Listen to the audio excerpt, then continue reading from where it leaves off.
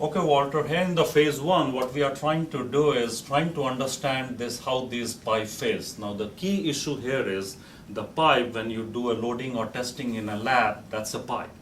But when you put the pipe in the ground, that becomes an infrastructure.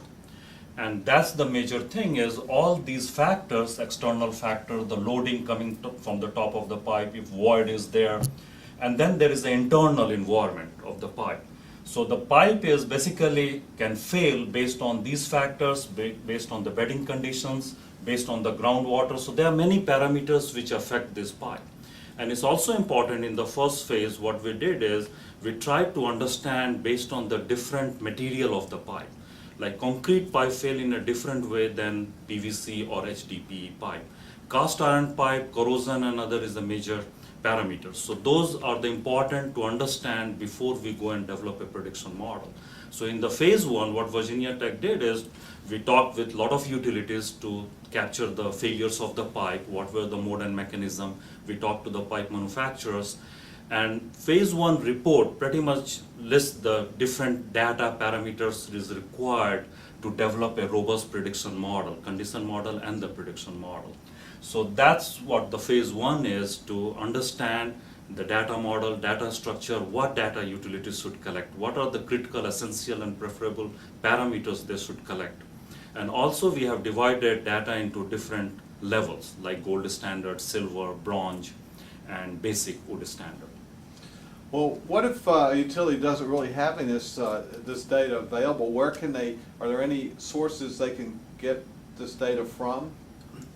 Yes, that's an interesting question. If the utility doesn't have all the data, they don't have to start with 30, 40 parameters.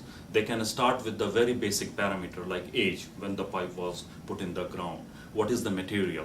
And other parameters like soil, which plays a major role because there is a bedding and then above the depth, the backfills are there. So those data can be obtained from USGS site. And the loading, lot of time what we have seen is the pipe was laid 60, 70 years back, it was a minor road. Now it has become a major highway. So those loading data can be obtained from any DOT based on average daily traffic, and there is a model, you can convert that into the loading. So all these parameters pretty much play a role in the behavior or performance of the pipe.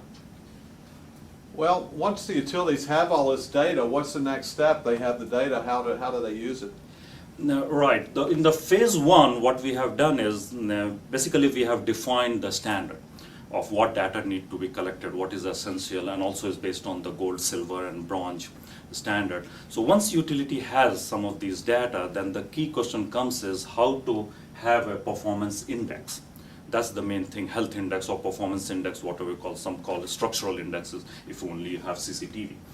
At present, most of the utility, they have the index which is scale 1 to 5. Either way, if your 5 is the excellent and then 1 is the failed condition. Now, most of these utilities, it is developed by WRC or modified version of WRC, which here in North America we call PACP coding. But this is not really a performance index. That's a defect index, because this is what you are seeing from the CCTV camera which goes inside the pipe. So if you see a crack or a fracture or a hole, then you put it somewhere here. If you don't see anything, you put it excellent. If you see a collapsed pipe, you put it here, failed or collapsed. So what Virginia Tech team is doing is they are taking the CCTV information, but at the same time other parameters which I explained in the phase one, and trying to link that and develop a robust index.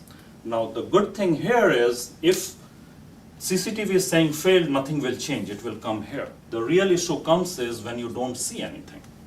And that's the big assumption you are making, your pipe is excellent condition. Maybe the loading, bedding and other parameters are not good, it's just a matter of time when crack or fracture will show up. So this index is robust in a way because it takes the holistic view. It takes the entire parameter into consideration and develop an performance index, including internal and external environment.